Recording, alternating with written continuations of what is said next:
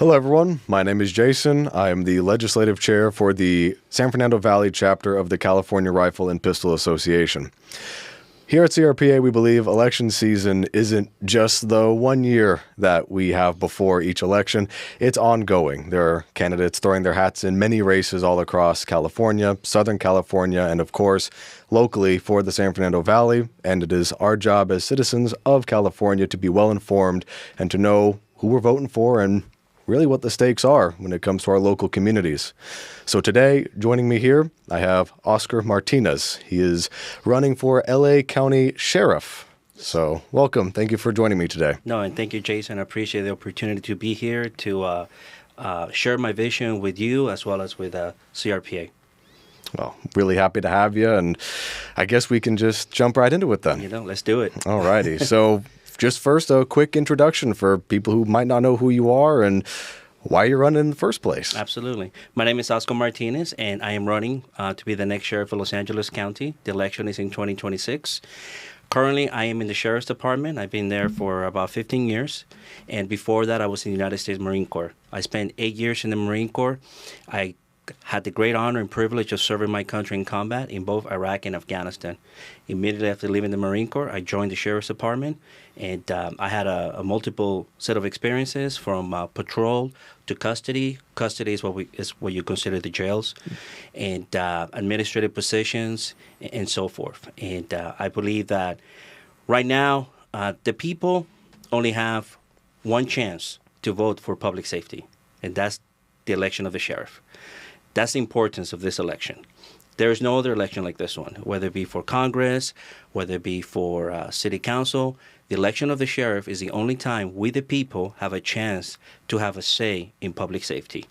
I'm running to restore the office to what it is, which is to serve the people. The present sheriff that we have there right now, Robert Luna, he serves political interest and not the will of the people. And as your sheriff, that is not going to happen. I will serve the people. Well, it's definitely great to hear. It's definitely telling that there are some bad political actors right now, especially in LA County, and Luna being one of them. So yes. When it comes to public safety, people oftentimes take things into their own hands, and that's the main reason why we have the Second Amendment in the first place. And absolutely. One main opening question here would then be, what's your overall view on the Second Amendment? How do you define it? How do you see it? And from your view, not just as a sheriff, but also just as an individual. Of course. And I want to point that out. First, as a citizen, I'm a strong believer of the Second Amendment. It is in our Constitution. It is a right. Not like a lot of people think it's a privilege. It is a right given to us in the Constitution. And I'm going to be a strong supporter and guardian of the Second Amendment. And I'm not saying that just because I'm running for sheriff. I am a lifetime member of the NRA. I have always believed in the Second Amendment. And as your sheriff, I will make sure that if you are legally able to have a CCW, to have a firearm, absolutely. Go through the process, which I'm going to make sure that it's expedited. I'm going to make sure that the process is smooth, and I'm going to ensure that the Second Amendment is protected. Wonderful. Yeah, there's definitely a big problem right now in LA County when it comes to those CCW issuances. Correct. For those of you who may not be aware, the LA County Sheriff's Department is completely usurping the power of the Constitution and taking things into their own hands and delaying people's CCW permit applications well over a year in some cases, which is actually going against California law, which says they must process them in 120 days. That's a huge problem, and of course there are many exorbitant fees included with that, upwards of thousands of dollars sometimes. People are applying, reapplying, waiting for their interviews, things like that. So what's the plan then? That'll be my next question. What is the plan to help expedite CCWs? What does that process look like under your leadership as sheriff? Of course. The first thing we need to look at right now, we have a team of deputies in the Sheriff's Department, and they are what's called on loan. In other words, they come from other units. They put them together.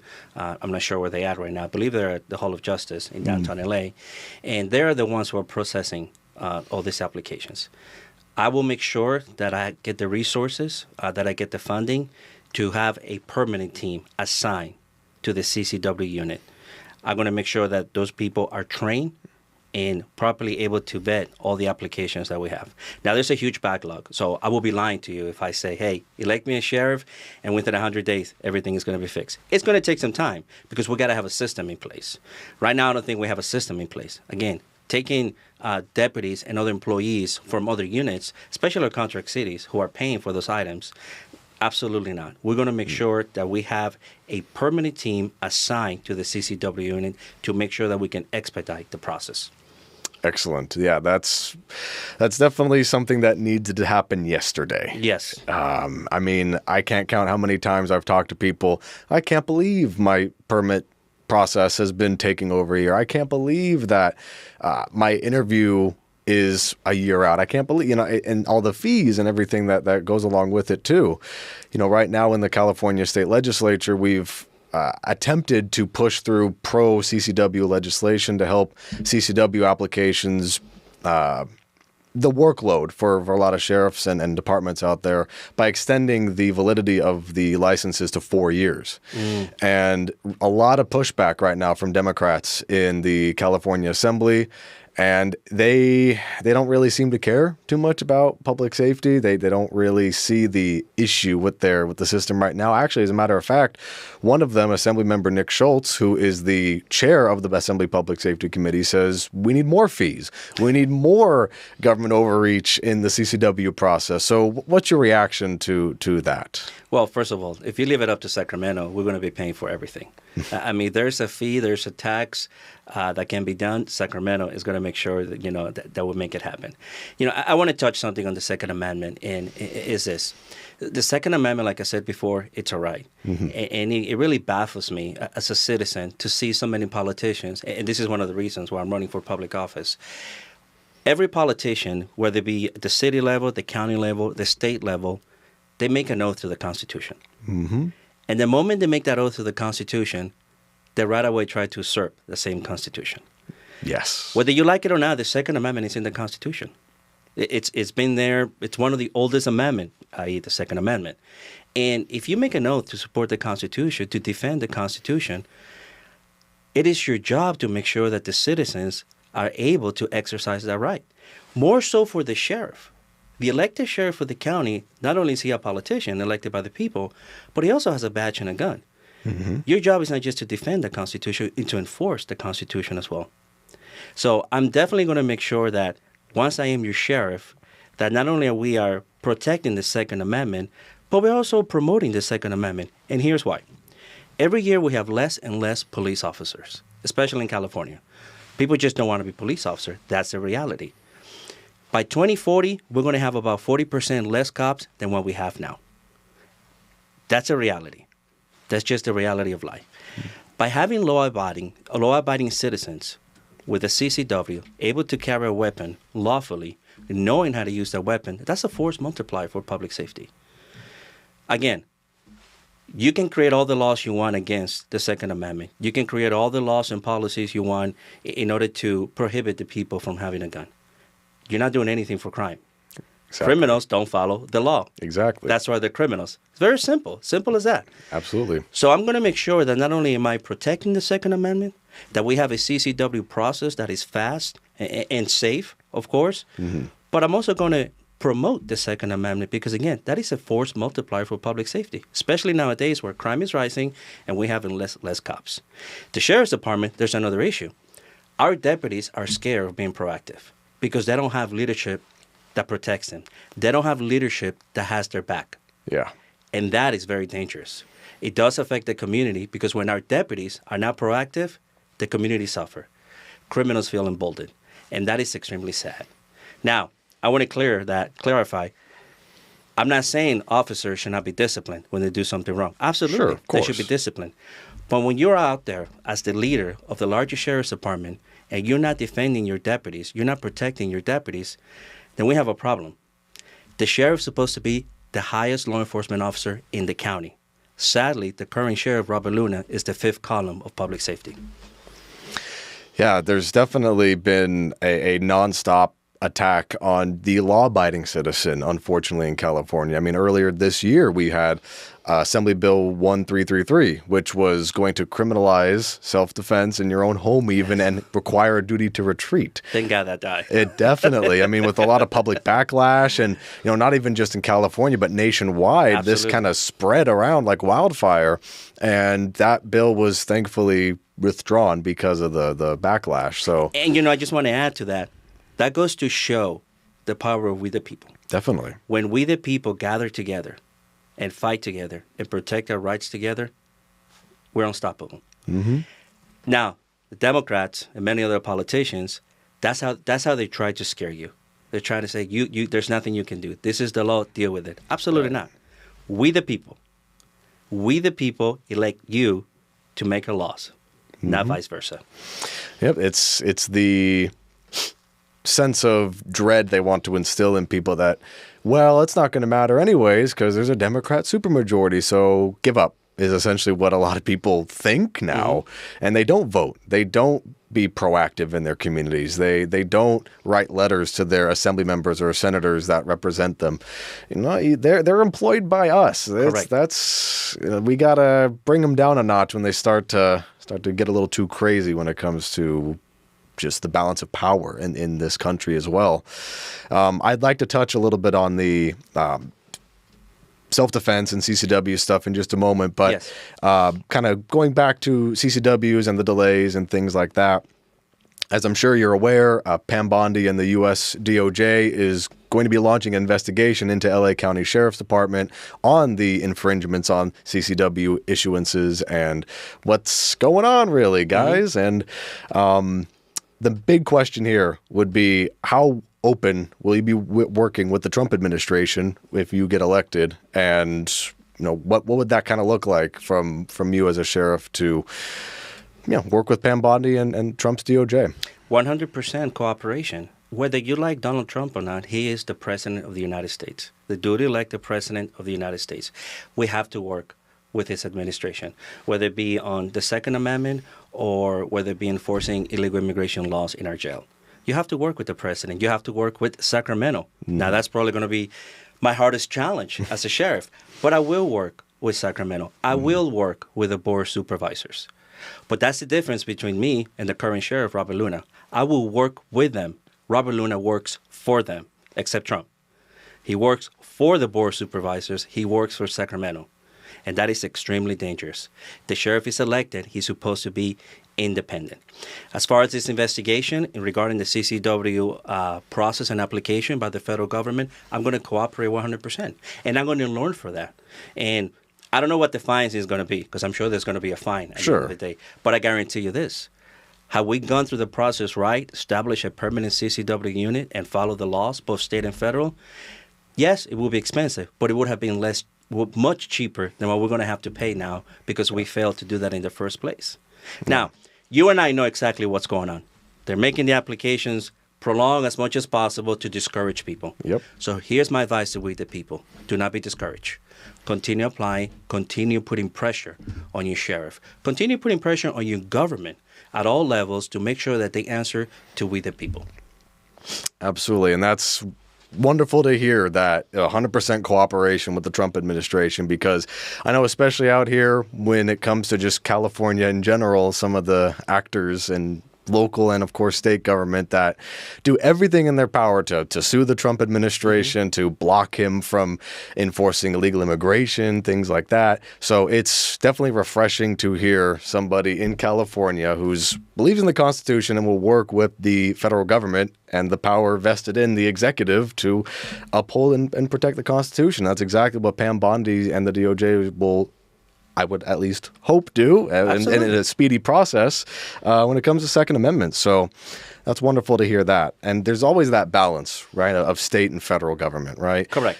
Do we believe more in federal supremacy? Do we believe in states' rights? It's kind of a balancing act that a lot of people will exploit one side or the other to try to make their point across. Absolutely. Now, what I'm going to do, if I may address that real quick, is the sheriff is supposed to enforce the law.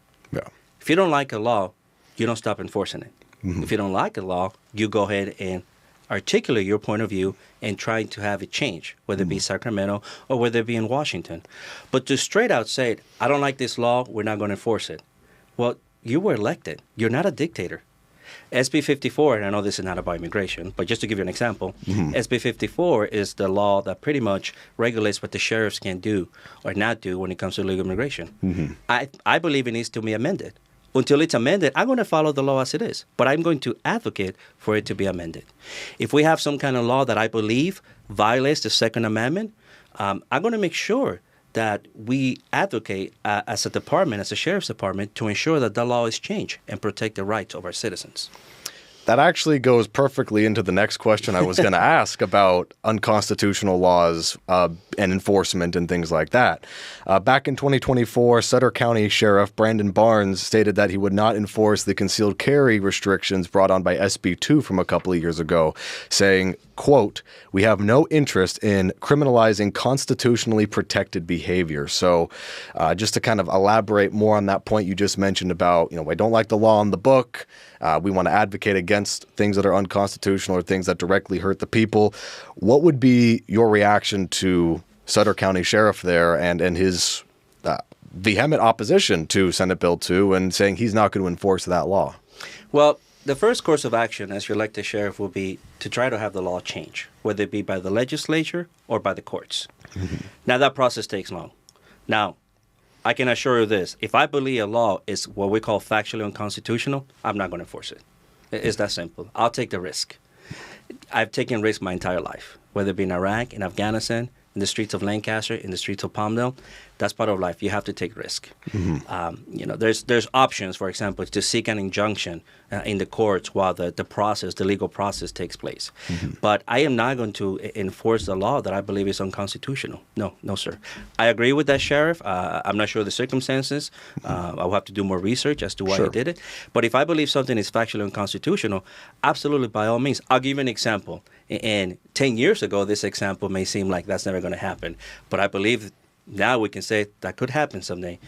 If the state government ever says, hey, we're going to disarm our citizens, not happening. Not under Sheriff Oscar Martinez. That's just an example right there. Excellent to hear. I know a lot of people are very concerned about the government coming and rounding them up, right? It's that dystopian worst case scenario for a lot of people, that you have a government that's going to go quickly through the night, knock on doors without a warrant and go through and take people's guns. And it's definitely something that I don't think they would necessarily do right off the bat. It's something that we see with a lot of these laws like the handgun roster, the magazine capacity limits, assault weapons ban. They continue to ban components of firearms. They continue to ban certain types of firearms, even if they're in common use, ignoring the Supreme Court. If they continue to whittle it away slowly but surely without being outright going and confiscating, and they do it over decades, which has happened, people sort of give away their liberty without really noticing it. And when they notice, it'll be too late. Exactly. Yeah. But Jason, how do we avoid that? How do we avoid getting into that situation in the first place? We do that by being involved. Yes. Being involved in politics. Believe me, I understand. I have a family. I have 2 children, small children of school age. We have a lot going on, whether it be school, sports, church. There's a lot going on. But we, as a citizen, as a community, we need to be involved in our civic life as well. Whether it be attending the school board meeting, the city council meeting, the board of supervisors hearings. We need to be involved. We need to vote. Yes. Like you said earlier, we need to write letters, write emails, make those phone calls. Because if we don't watch the watchers, then we're going to have that dystopian incident, and we can't do that. The Constitution was made for citizens that pay attention to their government. Yes. The moment we stop paying attention, by the time we realize it, we're going to lose it. Yeah. So my advice to we the people: be engaged, be involved, vote. Absolutely. Whether you believe your vote doesn't count or not, it does. Vote and pay attention to your government. Yep, and I believe it was John Adams who is attributed to this quote, the Constitution was made for a moral and religious people, is wholly inadequate for any other. So Correct. when you have the moral and religious people who get discouraged, or they're continually told that they don't matter, and they're eventually so apathetic towards local and state government that they feel like there's nothing to do, you kick them out of the equation. You feel like you can do whatever you want up in the state government. That's why you have some of these bills that just go through without a whole lot of opposition sometimes. And of course, it's no slogan either to say, well, government starts at home, right? No, it does start at home. Yes. Government does start at home. It's not just a catchy slogan. It's not just something to put on your, bumper sticker or something. It does. Yes. It requires, moral and religious parenting. It requires that paying attention to the school board meetings, paying attention to city councils, paying attention to everything around you. Absolutely. And COVID is a perfect example. Yeah. We saw what was going on in public schools. People woke up. And now you see more engagement from parents in our public school system. And that's because they finally were able to see what's happening there. Same thing with the Second Amendment. Most people, for the most part, don't really, pay attention to those laws that may affect the Second Amendment. Right. Or like you said, it may be a law that's so minuscule, like, oh, that doesn't mean much. But minuscule and minuscule and minuscule, next thing you know, there's nothing left. Yep. So we have to pay attention, and we need to keep the politicians, both Democrats and Republicans, we need to keep them in check. Yeah, it's just a drop in the bucket until the bucket is suddenly filled with water. Yes, sir. So, well, then moving on then, coming back to self-defense and empowering citizens to do that. I know in California currently, case law does recognize stand your ground. It's not explicitly on the books as a law in California. So then would you be in support of having a bill or legislation to bolster stand your ground, make it the official statute of California self-defense law? And furthermore, kind of commenting again on another sheriff said around the country, sheriff from Santa Rosa County, Florida, where he encouraged people, and quote, "If someone breaks into your house, you're more than welcome to shoot them. We prefer that you do, actually." And he included the fact that their sheriff's department offer classes for firearms training on the weekends. And he says, if you take that, you shoot a lot better and hopefully save the taxpayers money. I heard that. What's your reaction? Well, first of all, 100% I agree. I will strengthen the laws when it comes to protecting your home and your family. Like I said before, there are less and less police officers. I responded, what we call Code 3, that's with lights and sirens, to those calls in the middle of the night, burglary calls and so forth. Law enforcement is not going to get there on time. It's just not going to happen. So if you have the means to protect yourself at home, then the law should be protecting you. So you can do that. Now, if you chase after somebody and they're like 2 blocks away and you shoot them, that's a different issue. That's a different issue. But at your home, absolutely. You have the right to protect your home. You have the right to protect your residents. And I will make sure that that right is protected and that we have laws that protect those rights. As far as the statement with the sheriff, I'm not sure if I agree with that because, again, I believe in the right protecting. But as far as preferring, at the end of the day, if we can conclude an incident without taking a life, I'm all for it. I'm all for it. Oh, for sure. But if we have to take a life in order to protect innocent civilians, 100%, we're going to do it.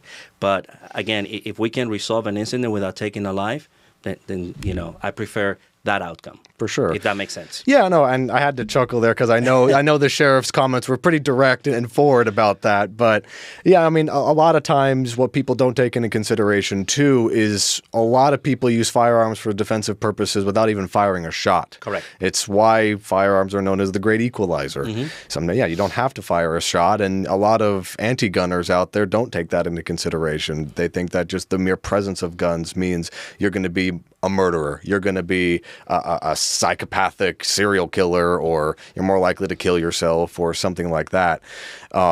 Which the statistics... Which it just doesn't. It's the complete opposite. Well, especially when it comes to children. Yes. Every town and Moms Demand Action, these groups that are constantly pushing for less and less guns in civilian hands, these organizations skew the numbers for child deaths in America. They say that guns are the #1 killer of children in America. Simply not true, because they skew the statistics by including 18 to 24-year-olds now. Before they included 18 to 19-year-olds. Now it's 18 to 24-year-olds. Last time I checked, the 18 to 24-year-olds aren't children anymore. And I believe they're pushing it to 26 now. Oh, great. So pretty much like with Obamacare, 26, you're still a child. It's funny to me, too. It's ironic because in California, you have to be 21 for a handgun or a rifle. But now we're admitting that 18, 19, and 20-year-olds are also adults. But, where's that balance there? They kind of contradict themselves when it comes to their own statistics or their own talking points. But to follow up on that particular issue of self-defense, there is currently a bill being through the legislature right now, Assembly Bill 1488. Okay. Quick summary of this bill. Basically, it wouldn't matter if you are a black belt in karate or a trained instructor or something like that, or you have no combat training. You are equally protected under the law. And what I mean by that is oftentimes in court cases, what happens is prosecutors try to pin people on the fact that, oh, well, this guy is a black belt in jiu-jitsu, so he's trained to kill people. This is premeditated because he's always prepared to kill somebody. And basically they try to throw the notion of self-defense out the window, saying, well, this guy clearly wasn't fearing for his life. So this bill would treat you equally under the law. The courts cannot take that into consideration. You are equally protected whether you have that training or not. So with a bill like this that is strengthening self-defense in California, what's your response to this one? I will 100% support that, and here's the reason why. If we start taking that into consideration, what kind of training do you have in martial arts and so forth, or the size of the victim and the size of the suspect, that can get my own fellow deputies in trouble because our deputies are trained in martial arts. They're trained in non-lethal weapons and so forth. But many times they have no choice. They have to use their firearm in order to stop a threat. So if we start first with the citizens by taking that into consideration, next thing you know, it's going to be our officers that are going to have to justify that as well. Now, we already have laws in the books that says we have to de-escalate or respond to an incident. But if we're going to add even more to that, it's going to be confusing. And if it's confusing for the attorneys and it's confusing for us in law enforcement, what do you think is going to happen to the average citizen? They're not going to understand these laws. So absolutely, I'm a strong believer that should not be taken into consideration. Yeah, it's simple. It's a simplified explanation. It's a simplified bill. The bill text itself isn't very long either, so it's easily digestible for people at home to read too. So yeah, this is definitely something that I pray goes through and ends up on Governor Newsom's desk, and hopefully he signs it. So well, it's funny you bring that up. Good laws are always short. The longer a law is, the more complicated it is. It's usually bad for we the people. Right. But the good laws are always short. Look at our Constitution. Well, remember Nancy Pelosi. We got to pass the bill before we see what's in it. Yeah, it's ridiculous. Yeah, it's definitely true. Yes. There's a lot of word salad and word soup. And that's what that does. Instead of clarifying the law, it actually makes it harder for the courts later on, because now they have to read that in a certain way that another judge may not read it in the same way, and it confuses the people. The more laws that you have like that, the less democracy that you have. So I'm glad that this bill is short, and it goes to prove that the shorter the bill, the better the law is. Absolutely. And to comment on that as well, when it comes to the shorter the bill, the better it is, there is currently another bill going through the legislature to try to bring back the 30-day gun rationing in California. For just a quick background for everyone out there, the one gun every 30 days is currently enjoined by the Ninth Circuit before they issue a ruling, their final ruling, I should say. But right now we have Democrats in the California Assembly to try to bring back the 30-day rationing on guns by making it 3 every 30 days, because that's, for some reason, somehow better in their opinion. Assemblymember Harbedian even says, well, I think legally this places no constraints on people reasonably. And of course it does, because 3 guns every 30 days, the government's telling you how many firearms you can have. But the point is, this bill also tries to dangle a carrot on a stick in front of people and say, well, look, now we're going to have this provision that says carrying of firearms on public transport in a lockbox, that's okay. We're going to make that legal. So in a desperate attempt to try to look moderate, they add all of this language to try to, number one, usurp the authority of the Ninth Circuit in joining the law of 1 every 30 days. And then number two, what I think is funny as well is in the actual bill, it says, well, if the Ninth Circuit decides to go back to one every 30 days, then, oh, we don't need 3 every 30 days then. We'll go back to one. To one. So it's conniving. It's duplicitous as far as I'm concerned. So, yeah, I just want to make a comment on that, and in case some of you out there weren't aware of that particular bill. But let me add something to that. Yeah. Imagine if Sacramento comes out with a law that says you have freedom of speech. However, you only get 3 statements per month.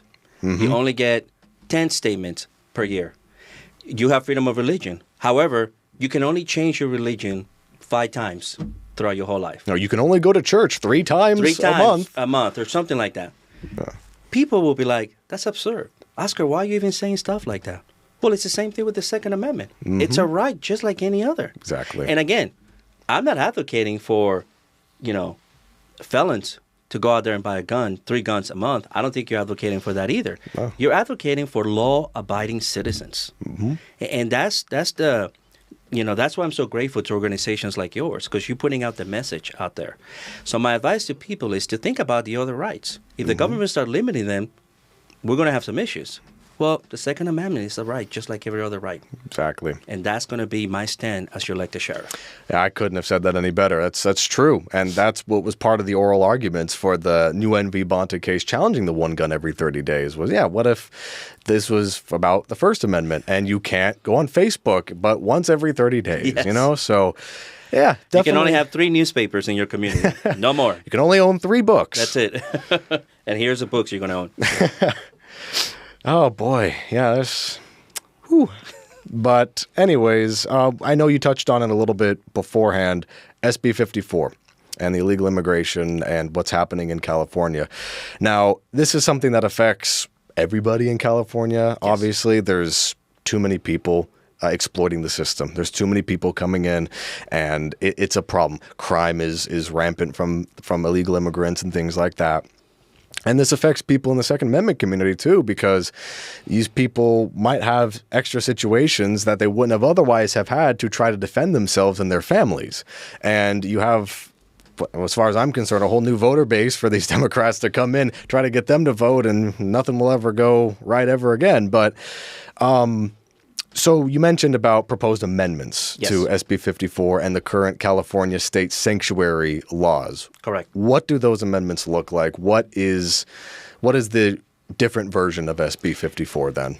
Absolutely. So the current law, SB 54, prohibits all sheriff's department and prisons from working with ICE inside the jails. It definitely prohibits law enforcement in general for working with ICE outside in the community, such as in, going out there and getting illegal aliens off the streets. But it also prohibits us, the sheriff's department, from working with ICE inside the jails. And that is going to be my number one amendment that I'm going to call for. So, for example, right now, if ICE comes into the jail, I cannot tell them, hey, this guy is going to get released. This inmate is going to get released on such and such date. I can't do that. I cannot even hand them the inmate after he does his time in the county jails. I believe it needs to be amended for illegal criminal aliens that committed state crimes. You're not going to go to jail for committing illegal immigration, violation of illegal immigration, violation of immigration laws. You're going to be in jail for committing assault, rape, murder, whatever have you, state crimes or federal crimes.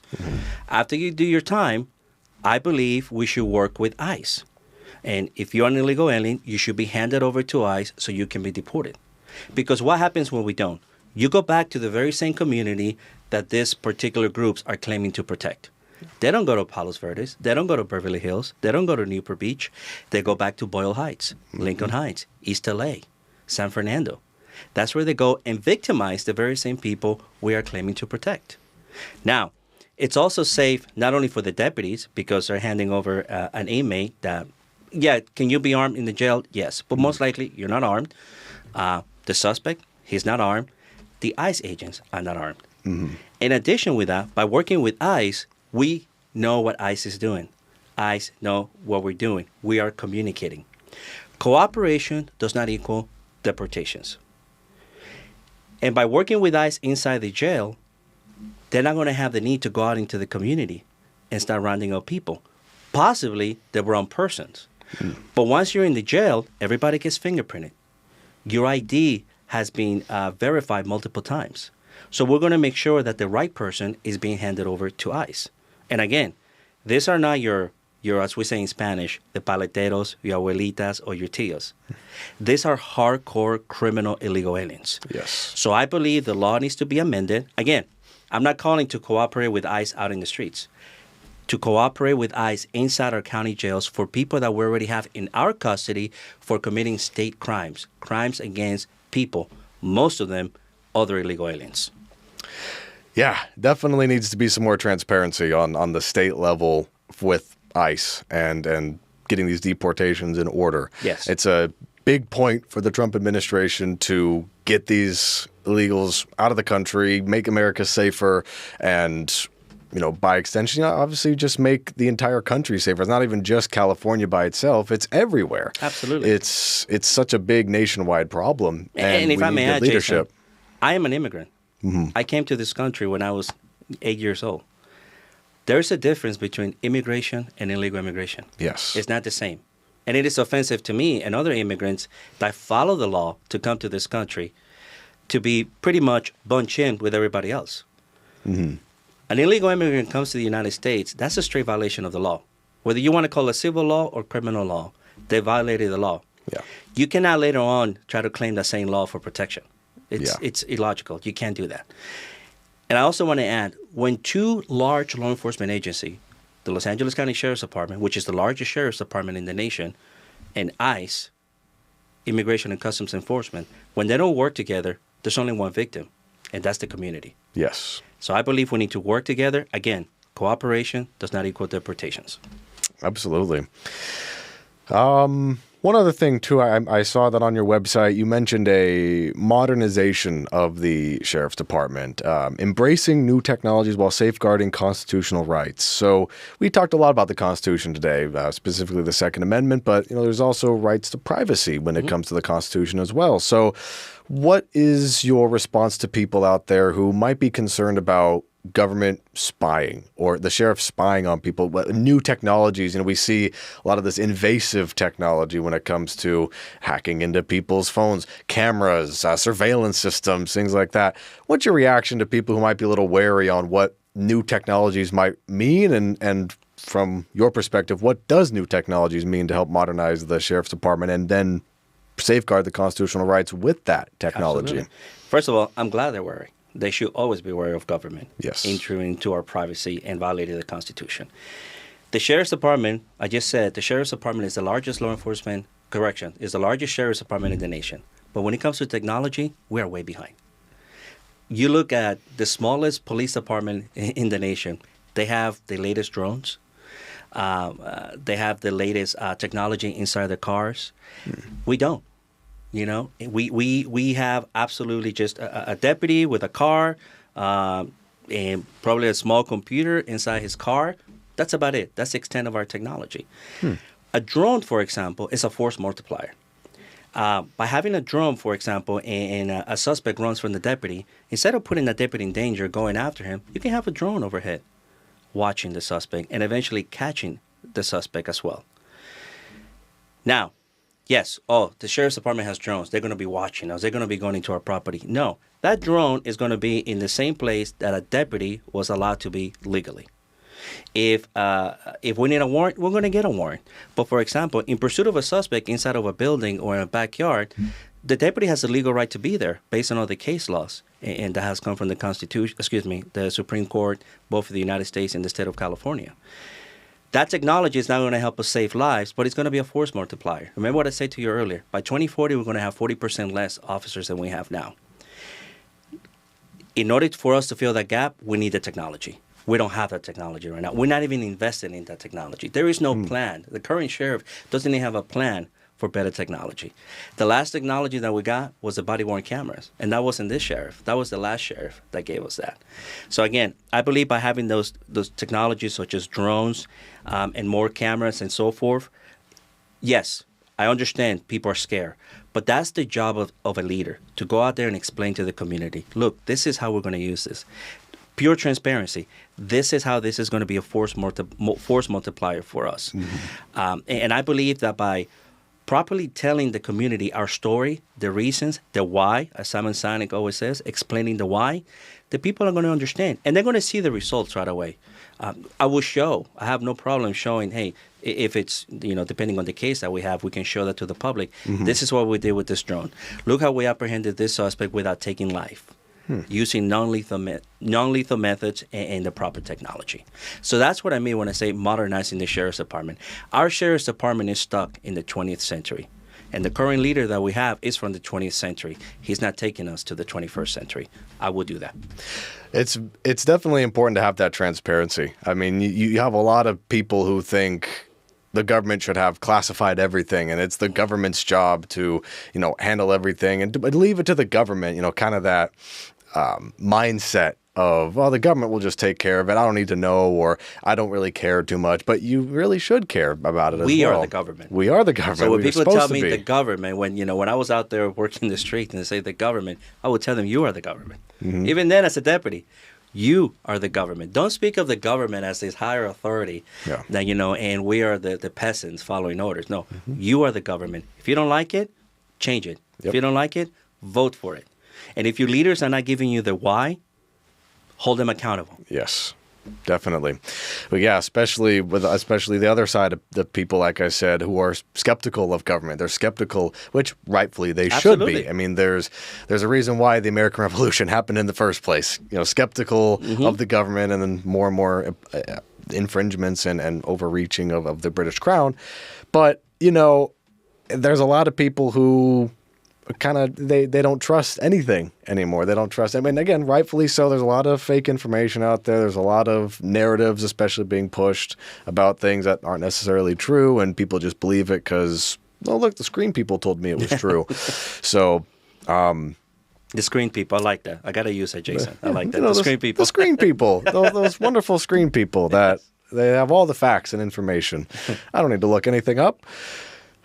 But when it comes to modernizing the sheriff's department, obviously there's going to be a sense of fiscal responsibility with that too, managing the sheriff's budget and things like that. So what does a fiscally responsible sheriff's department look like under your leadership?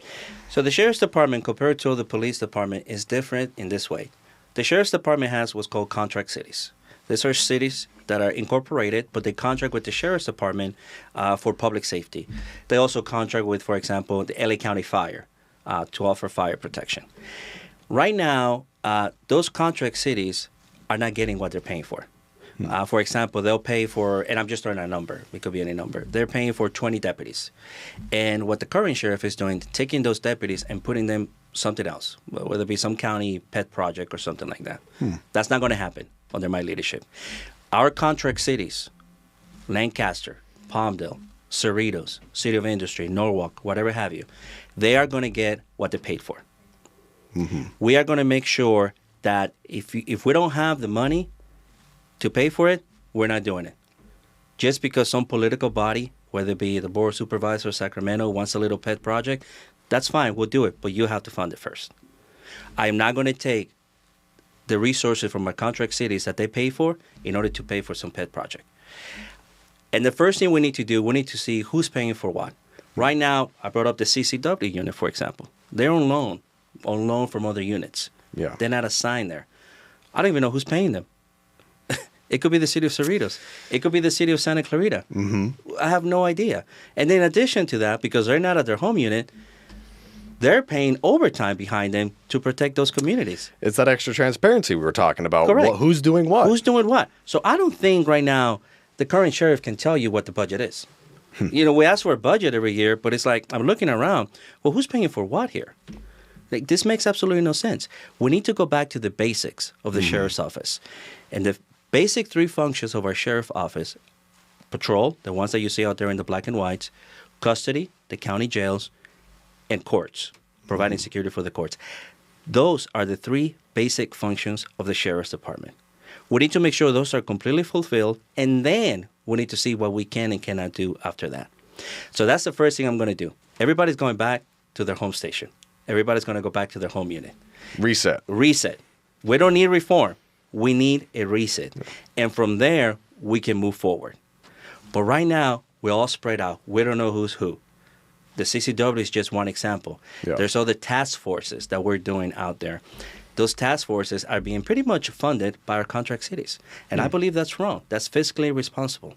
So I'm going to make sure that our when I say fiscally responsible, you get what you pay for. Yes. Contract city, this is what you pay for. You're going to get that. And then we can move on to other pet projects. Glad to hear that there's going to be a sort of reset when it comes to a lot of this stuff. Go back to 1st and 10. Let's get the game plan sorted out and Yes, sir. Drive the ball down the field accordingly. Mm-hmm. So definitely much needed, especially with the LA County sheriffs. As we wrap up here, do you have any other final thoughts or anything that people should know about you, or any extra messages that you'd like to get across? I want to reinforce the concept of civic duty. We need to be involved in our government. We need to hold our elected officials accountable. The reason why we have the laws that we have today is because our leaders are not being held accountable, and that needs to change. I'm going to make sure I'm transparent. I'm going to make sure that I communicate with our communities on a daily basis. With the technology that we have today, such as social media, it's not hard to do. It's not hard at all. And I'm going to make sure that we go back to the basics when it comes to the Sheriff's Department. Patrol, custody, and courts, and to make sure that we are fiscally responsible. And lastly, I'm going to protect and defend our law enforcement officer. That is the duty of a sheriff, an elected sheriff, is to protect the very same people that he's sending out there to enforce the law.